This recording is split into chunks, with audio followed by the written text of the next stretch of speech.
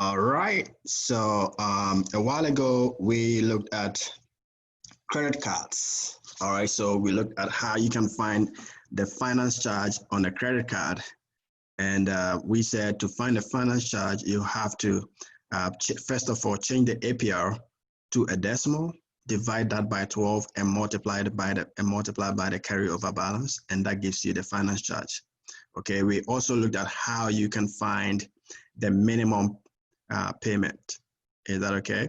And to find the minimum payment, you do the rate you are given and make sure if you are given, say, 5%, divide that by 100 and multiply by the new balance, and that gives you the minimum. Now, the new balance is an addition of the opening balance plus the finance charge. Okay, you do 5% of that, and that gives you the minimum payment. Is that okay? And to find the carryover balance for the next month, you just subtract the minimum payment from the new balance, and that gives you the balance for the new month. And then you repeat the process. Is that okay? Nice. And we looked at some very good takeaways, and we were asked to read the fine print, all right, of every credit card agreement. All right. And like I mentioned, so section number 10 to 12 will actually involve our discussions on financial literacy. All right. And there will be a project on this. So take note of the Excel applications in each of these sections, and you can take a look at the project and begin looking at how you can work around it. Is that all right? Nice. Now, here we talk about loans. All right. Loans. Everybody wants to be debt free. All right. So it is important that we know how loans work and how we'll be able to understand the numbers, and we will stay debt free or possibly minimize our debt. Now, for most of us, buying a car, buying a house, or attending college would not be possible without loans. Understanding tiny differences in interest rates is an extremely important part of being a smart consumer. So we are going to use Excel to determine minimum payments, payment amounts on loans, and the amount that can be borrowed from a given periodic payment. And we compare loans with various APRs, okay? And we look at the lifetime of the loan. Now, as an objective, we'll be looking at how you can find the down payment. Usually when you go to buy a car or you go to buy a house, some of these agreements will come with the fact that you need to make a down payment. So we look at, so if you're asked to do 15% of the value of the car or of the value of the house, how much is that? How do you find that? And then we use Excel to find the monthly loan payment given an interest rate and years of a loan, and then compute the cost of a loan and total interest paid, and explain how interest and principal payments change during the lifetime of a loan, and then quantify differences in loans based on interest rates and number of years. Okay, and we'll use Excel's present value function to calculate how much mortgage is affordable to a given particular budget. All right, so we look at, this is important because at the end of this, if you want to buy a car or you want to buy a house, you should be able to sit down and do your own numbers, okay, and arrive at a certain decision. All right, because you don't want to be left at the mercy of the car dealership, the bank manager or whoever will help you to secure your loan. All right, so you have to be careful. These are stuff that you can do. You can do your own numbers, and then when you go, you can ask very good questions regarding your loan. So this is very important. All right, nice. Now, mortgages.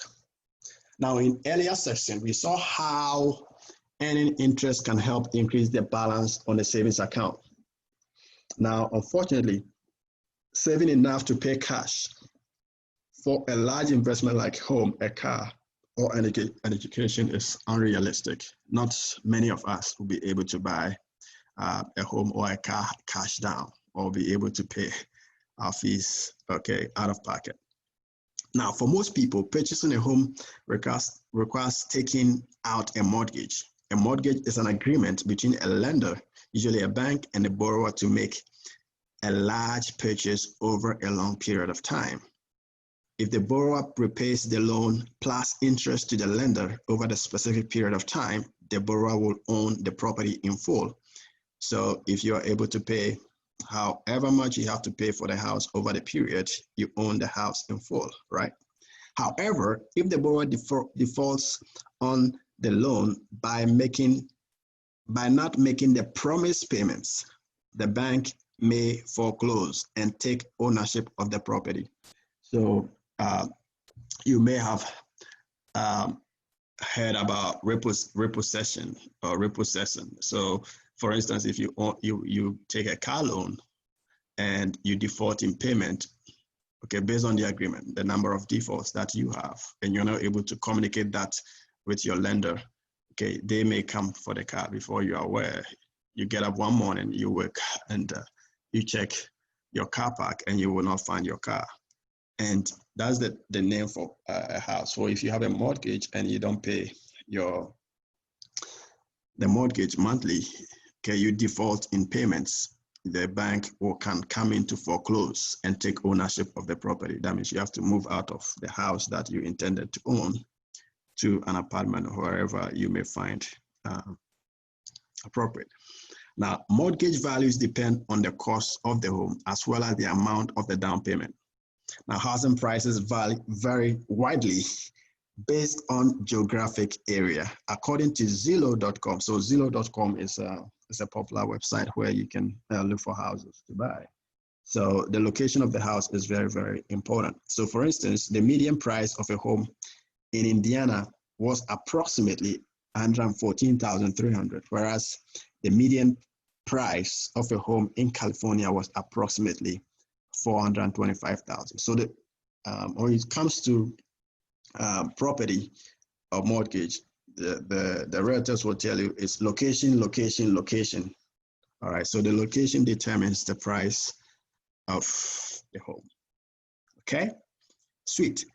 Now, let's get into the numbers.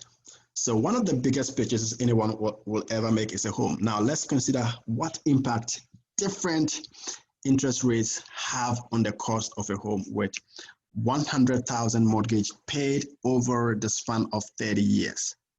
Now, these are the APRs, all right? 33%, and the monthly payment is like that. Now, we want to do the total cost of the mortgage. So we have something done for us right there. So for an APR of 4%, this is how much you pay monthly on your mortgage. Now, the lifespan of this mortgage is 30 years. So the mortgage is a 30-year mortgage. Now, we multiply this by 12 because there are 12 months in a year. All right. So we want to look at the end of the 30 years, how much you would have paid for the property of that. And this will include the interest, right? So you multiply 12 by 30 by the monthly payment, and that gives you how much you have to pay for over the lifetime of the mortgage. Is that okay? So we do same for each of them, and we see how we can analyze that. Now, how much more does the 5% mortgage cost over 30 years than the 3%? Okay, so we do the subtraction to find the difference in APRs, right? So really, it really makes a lot of difference. Is that okay? So the 3% versus 5%, and that is the difference. That's a huge amount of money. 41,500 is 2%. So though the difference, the percentage change, okay, the absolute change or the percentage points is just 2%. Is that okay? 41,500 is 2% of that. Now, mortgage payments vary depending on the amount of the down payment, and these are the things that go into the payments, the monthly payment. The amount of down payment, the interest rate of the loan, and the lifetime of the loan. So these are the three things that goes into your monthly payment. So the interest, the down payment, and the lifetime of the loan. Now, most mortgages are for 30 years, though 20-year and 15-year mortgage options are options for some. For the purposes of this activity, assume that all mortgages are fixed rate and fully amortized over the given number of years. For example, a fully amortized 20-year fixed rate mortgage means that payments are always the same. Okay, so we're going to assume that the rates are not variable, right? They are fixed rates. And so amortization comes from the French word amort, which means to debt. So when loans are amortized, think in terms of debts being killed, or in more traditional language, paid in full. Okay, now let's look at Roger, right? So number one, we want to look at Roger. So Roger has found a home to purchase for $115,900. And Roger has agreed to pay 20% down. What will Roger's down payment be? We did percentages, right? So 20% of 115,900, and that comes out. So Roger needs to make a down payment of this much. Gucci, point 2 is coming from the fact that we did 20% and then we multiplied that, okay? And that gave us that. So this is how much Roger will pay down. Now, how much money will Roger need to borrow? Now, if Roger, this is all Roger has, the cost of the house is this much. How much do you think Roger needs to borrow, and how do you find that? Don't you think you have to take this from the costs of the home?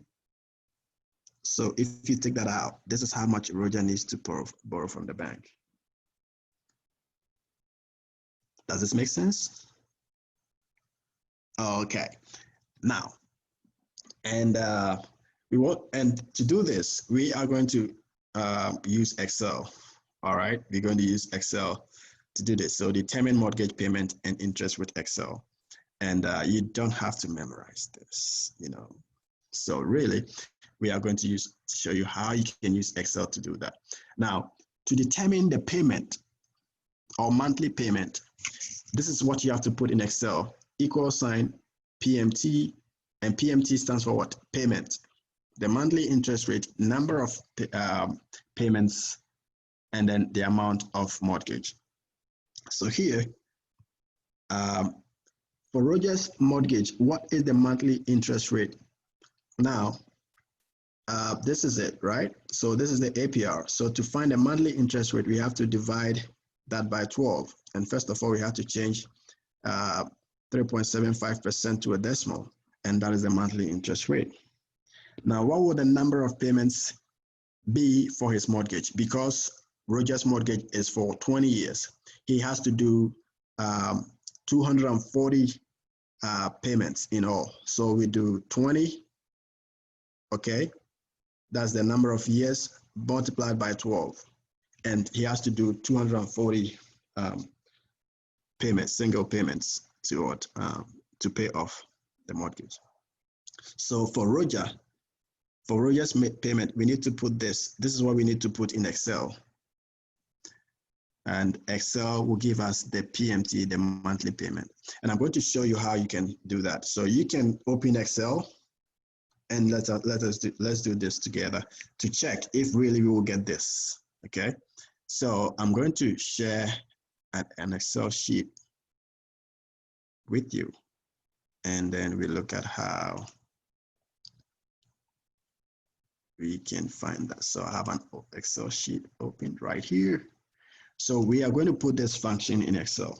So that's what you do. You do equal sign, so single equal sign, and then PMT, okay? And you do parentheses. Now the rate, 0.0375 divided by 12, okay? And you introduce a comma, and then you do 12 by 12 times, okay? How many years? 20 years, okay? Comma. And then the amount Roger needs to borrow should be a negative, and Roger needed to borrow 92720, okay? And then you close the parentheses, and now Excel gives you the monthly payment. Did you get the same value? Good. All right, and this is it. If you highlight it, that gives you the function here. Now, let me show you something. If you forget to introduce a negative sign for how much Roger borrowed, this is what will happen. This value will come out differently. Okay, let me go back. So let me still maintain that, and I'll show you the difference if I decide not to. Let me show you the difference if I decide not to introduce a negative sign. Okay, so here, let me forget about that. So that we did that already. So now let me show you if you decide not to introduce a negative sign. So the same rate, 0.0375, okay, divided by 12, comma, and then we do 12 by what? 12 multiplied by 20. And then you have to do a comma. And then I don't introduce a negative sign. So 92720. And then I introduce a comma. Look at it. Now this is showing red in parentheses, and this is a negative answer. So if you have to use the same value for another calculation, it's going to affect your outcome. So how much Roger borrowed should be a negative. Okay, so that is the distinction. You had the same outcome, but this means what? Negative. So I have to take note of that. Is that okay? Sweet. So Excel will give you the monthly payment.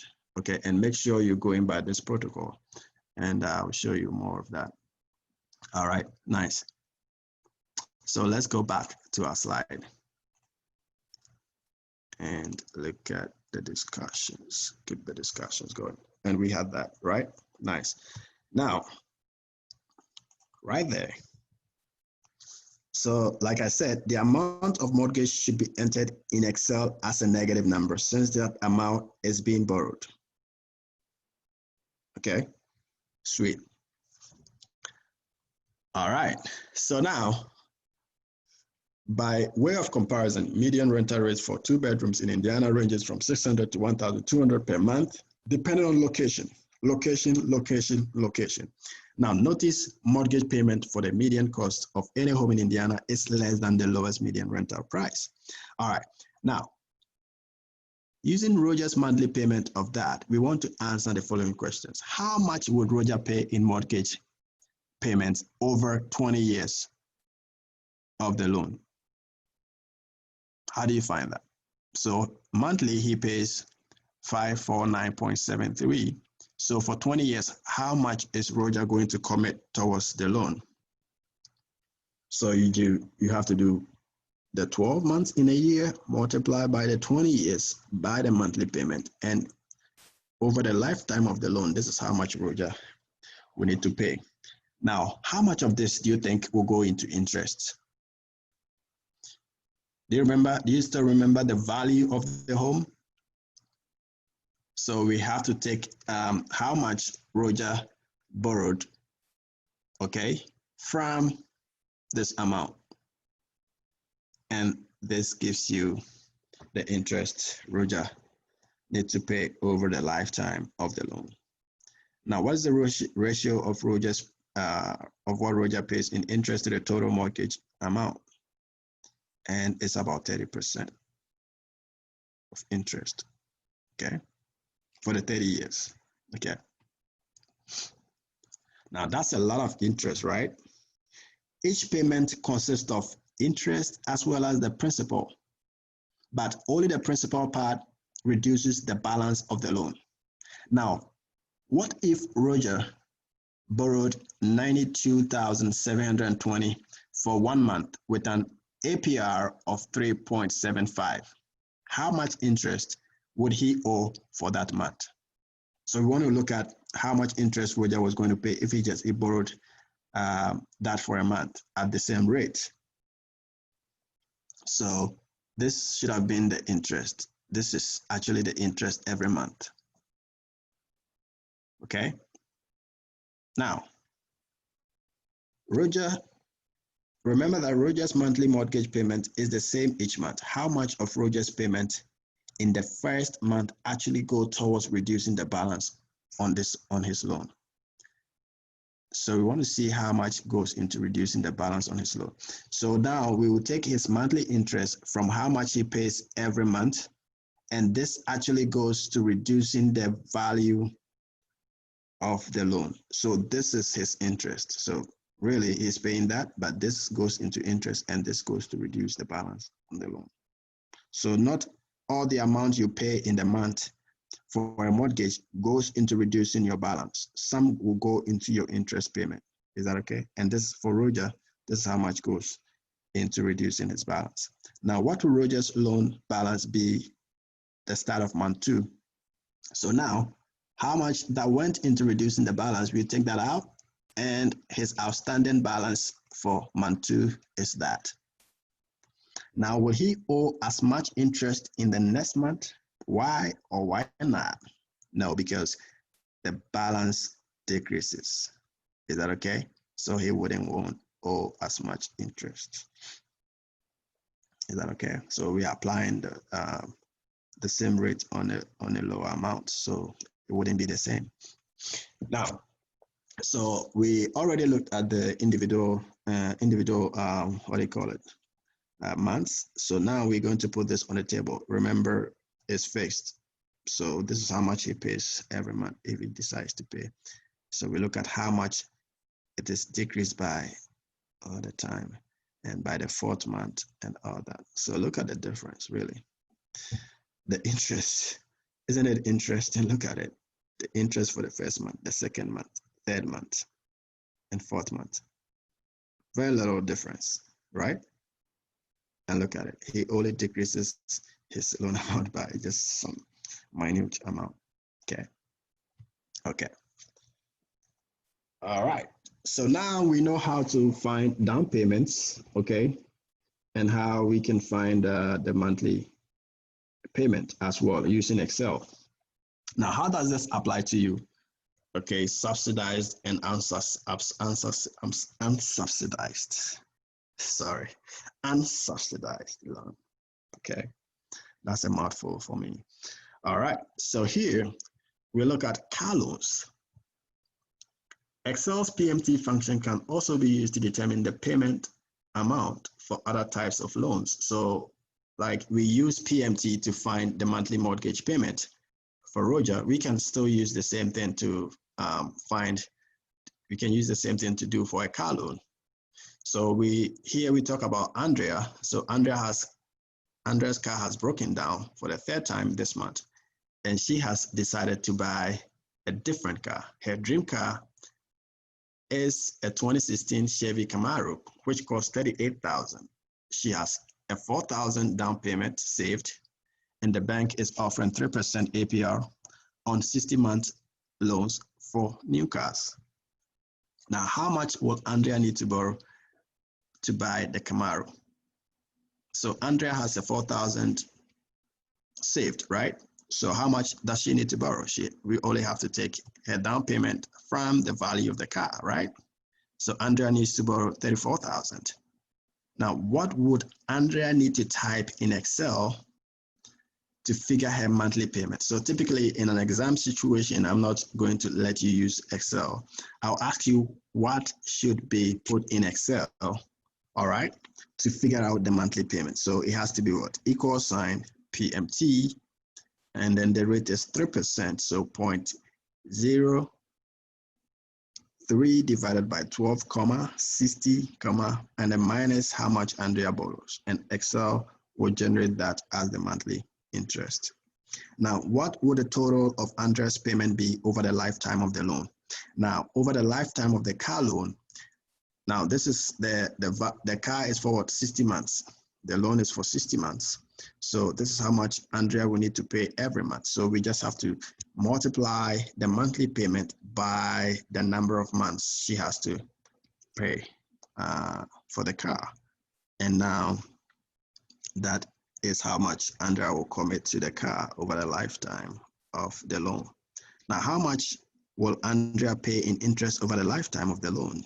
So we take 34,000 out of that, and Andrea would have to pay 2,656.40 in interest. Okay, sounds good. Nice. Now, so Andrea has a low credit score. The bank manager told her she will need a co-signer on the loan. Yes, Andrea, you need to get somebody to co-sign for you. Otherwise, you cannot get this loan. I'm sorry. We consider you a risk. So, and Andrea's parents are not willing to co-sign because, hey, I'm sure her parents don't trust Andrea either, but have offered to sell her their 2013 Ford Fusion for $15,000. The bank is offering 3.25 APR, 60-month used car loan. Since Andrea still plans to use $4,000 for down payment, how much will she need to borrow? So Andrea will need to just borrow $11,000 if she makes the down payment of $4,000. Now, what will Andrea put in Excel to find the monthly payment? Andrea will need to put this function in Excel, and the monthly payment comes as low as 198.88. Now, how much will she save over 60 months of the car loan if she buys the Fusion? And Andrea is going to save a lot of money. 24,723, right? So this was how much she was paying over the lifetime of the loan if she took the Camaro, right? So we take that, we multiply how much she's paying on the Fusion by the number of months she has to pay. That's the lifetime or the lifespan of the loan. And that gives us how much she is saving. Okay, sweet. So very interesting stuff, right? Money is so fun. So now we want to look at comparing loan lifetimes. And we are going to talk about another character, Brian. So Brian's job was just transferred to yet another new city. His wife has found a condo perfect to their family. Now, if they can secure $125,000 mortgage, Brian is only interested in a fixed rate mortgage and is considering a 15-year mortgage over a 30-year mortgage. Now, Brian consults with a banker who presents him with the following interest rates. So, hey, Brian, this is what we got, okay? So, and Brian then sits back and he tries to, I'm sure Brian might have taken quantitative reasoning. So, hey, he's like, let's do the math. Now, we want to determine the monthly payment if Brian chooses the 30-year fixed mortgage plan. And we have to put that in Excel, right? So this is what we put in Excel. And it comes out that this is how much Brian will need to pay monthly for the house for the 30 years. And we want to determine the total cost for the mortgage. So if Brian is paying this for the month and it's for 30 years, so we have to multiply this amount by 12, okay, and by 30 to know how much in total Brian has to pay over the lifetime of the mortgage. And that's how much Brian needs to pay. Okay, nice. Now, we want to determine the 15-year mortgage, and this is how much Brian needs to pay over the lifetime of the mortgage. Now, he can then juxtapose the two, okay, and look at which one has a smaller monthly payment. And does the lower monthly payment imply lower cost overall? Okay, the 30-year plan has smaller payments, but longer terms mean higher overall costs. Okay, so assuming Brian and his family can reasonably afford the 15-year loan, why might it be a better option for him and his family? The 15-year loan has a lower long-term cost, so they will do that. Okay, sweet. So you have to be your own consultant, right? Do your own numbers, and then you make the right choice. What can we do without numbers? Okay, nice. Now, how much mortgage is affordable? Now, anytime if you ever chose to go to a bank to ask, to buy a car or to buy a house, they will ask you some questions. The bank, they'll ask you, so how much do you pay on property tax? How much, do you have a car loan, or do you have a car note? Do you have a student loan? Do you have any other loans? How much do you pay on rent and all that? Now, all they do, they ask you these questions because they want to find the total expense ratio. And the total expense ratio is, this is the formula most banks use to determine how much of a loan you can afford, or how much of a mortgage is affordable. Is that okay? So many banks use some version of this total expense ratio when determining loan limits. So they use that to determine the limit of a loan. They just don't want you to default, right? Because they need their money back. Now, the percent of income depends on many factors, including credit history, age, and employment. So here, Brian and Julie, Brian's wife, both work and have a combined gross income of $65,000 per year. They estimate the property taxes on their condo will be $1,200, and insurance would be about $900 per year. So Brian takes the bus to work, but Julie has a car payment of $200 per month, and they're both still paying off student loans for a combined total of $700 per month.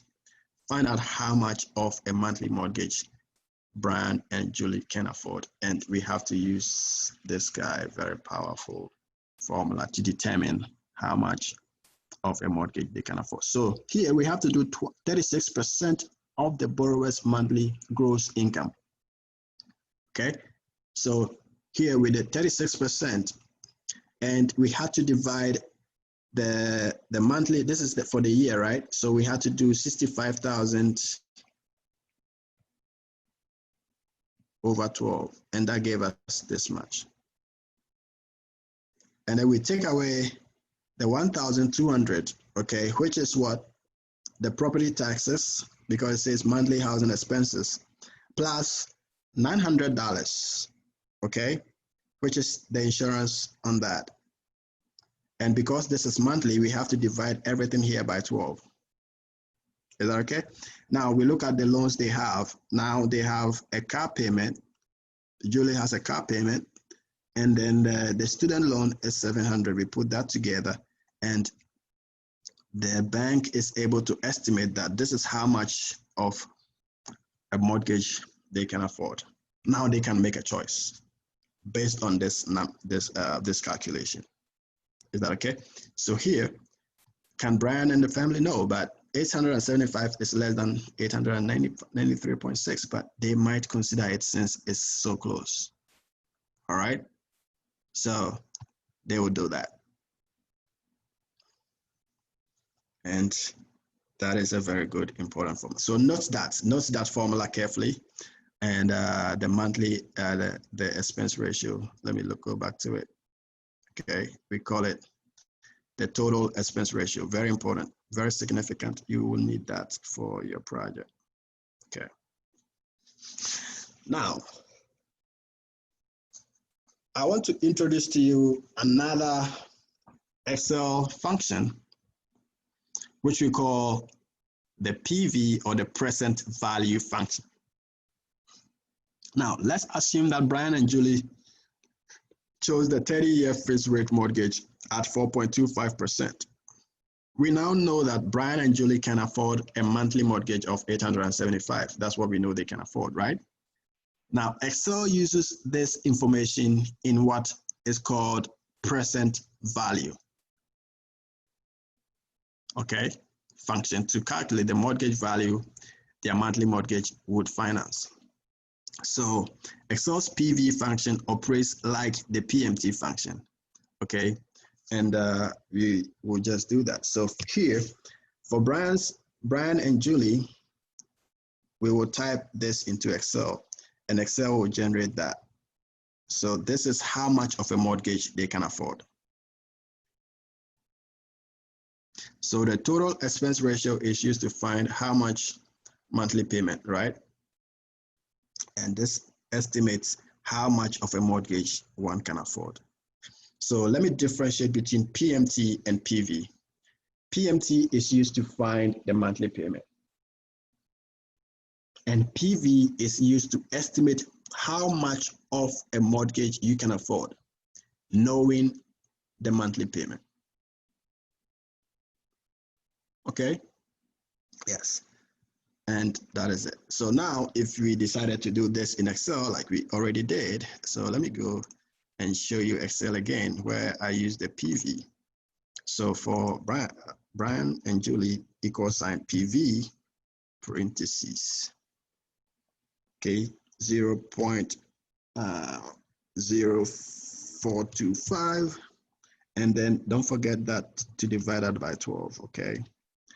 And then you do 12 by what? 30. Multiplication is commutative. Okay. Minus 875. Don't forget that should be a minus. And that will give you how much they can afford. Okay. Nice one.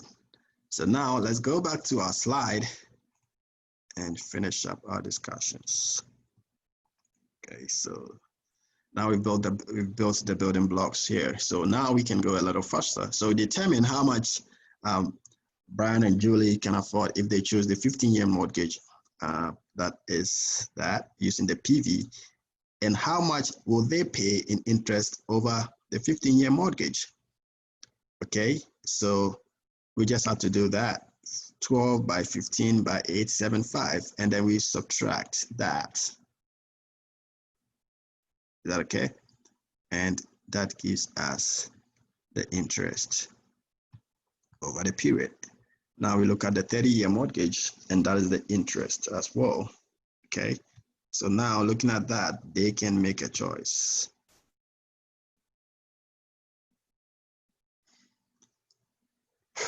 Okay, so this is number 2 is Cliff. So Brian's friend is house hunting as well, and he's currently paying $985. So he thinks he would rather put that money in a mortgage than in a rent, right? So if he were to choose the 30-year mortgage, this is how much Cliff would can afford. Okay, so the PV function can also be used to determine the present value for other loans as well, like car loans and all that. So number 3, we look at Sierra can afford to spend $300 per month on a car. So usually when you go to a car dealership, they'll ask you how much are you willing to pay, right? And then they do that, they put in the interest, they use the PV function, and they're like, hey, this is the car that we think you'll be able to afford, and they give it to you. Okay, so for this example, we're talking about Magda, and Magda has found a dream home. She is currently paying $650 per month in rent and hopes to invest that money in a mortgage payment instead. So her dream home cost $98,500. She has $5,000 saved for down payment. All she needs now is the right mortgage agreement. Now we want to find the mortgage values for each of the banks. So Bank A offers this 4.25% for 15 years. So Magda is doing the permutations. He's trying to do the math. So he uses the PV function to determine how much of a mortgage be able to afford and uses the PMT to find the monthly payment. Okay, so he did these two numbers and he's like, okay, which offers could Magda accept and still purchase her dream home? So she's like, Bank A wouldn't give enough dollars, but B or C would work. Is that okay? So you do these analysis and you are able to make a very good decision as to what will fit your budget.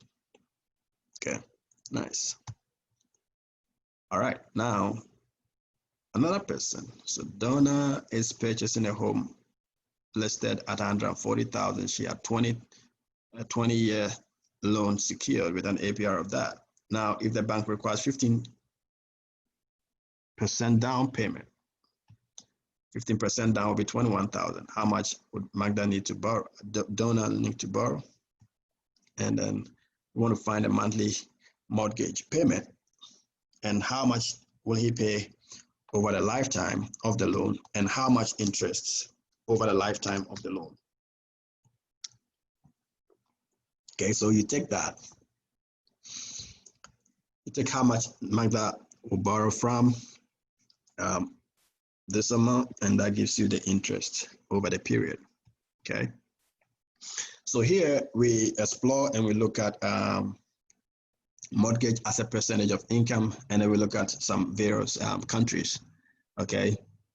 And we want to use that. So when consider the ratio of mortgage payments to income, it's a lower or higher value more desirable. So lower, right? The lower the ratio, the less housing costs with respect to income.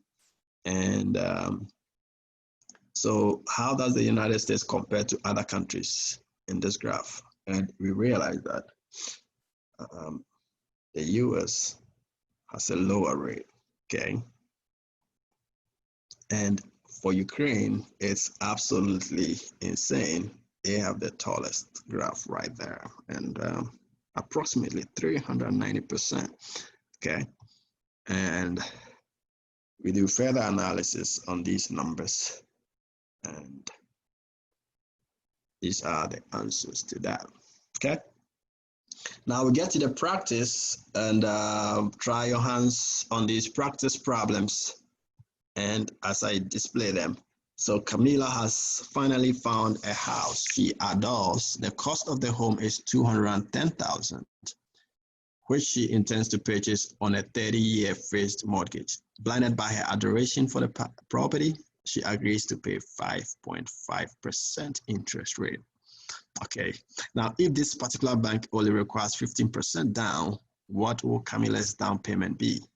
So we do 15% on 210,000, and that gives us that much. Now, Camila would have to borrow 178,500. Okay, and we want to, what would Camila need to type in Excel to figure her monthly payment? So monthly payment, we have to use what? PMT. Is that okay? And we use that to find her monthly payment. Now, what will the total of Camila's payments be over the lifetime of the mortgage? So this is her monthly payment. So we want to know how much total she will pay over the lifetime. So we multiply that by 12 because there are 12 months in a year, and multiply by the 30 years. And that gives us that as how much she pays over the lifetime. Now we want to find the interest on the mortgage over the lifetime of the loan. Okay, and what is the interest? How do you find that? You just have to take how much she borrowed, okay, from how much she pays over the lifetime of the mortgage, and that gives you the interest over the period. Sounds good? Nice. Now, Camila had to, with the bank across the street, and then she would have offered that. What would her monthly payment be for this bank? Okay. And that is it. So Camila cannot make a good choice. All right. Now, the president of the United States makes $400,000 annually. while still in office, the presidential family has decided to purchase a home that has an estimated property tax of $50,000 and home insurance of $15,000 annually. Now, let's assume that the presidential family has no loans or debt. They already paid off their student loans and they have saved $35,000 for a down payment. Now, let's answer the following questions. What monthly mortgage payment can the presidential family afford? Don't forget the total expense ratio, okay? And we use the total expense ratio to look at how much they can afford, okay, to pay monthly, how much loan is affordable, looking at their income. So we did 36% of their monthly gross minus that, and then we had to divide that by 12, and they don't have any loans, so the loans was a 0, and that is how much they can pay. Now, what mortgage amount can they afford to borrow? So this is just for the month, okay? Now we want to know the mortgage amount they can borrow. Now we put that in Excel, and we have to use the PV function. So we use the PV function to estimate how much of a loan you can afford when we know the monthly payment. Is that okay? And what is the maximum housing price? So the maximum, so they already have 35,000 saved. So the max they can go is to add the 35,000 to that. And that will be the max. That's right there. That's their limit, okay? And that brings us to the end of our discussions on loans. All right, so far we know how to find the monthly payment, right? And using the Excel's PMT function. Is that okay? And we know how to find the down payment. Is that okay? And then we also know how to use the PV function. Okay, and the PV function is used to estimate how much of a loan you can afford, knowing the monthly payment. Okay, so that is PMT and PV for you. All right, so thank you very much. Was this helpful enough? Very educative? All right, good.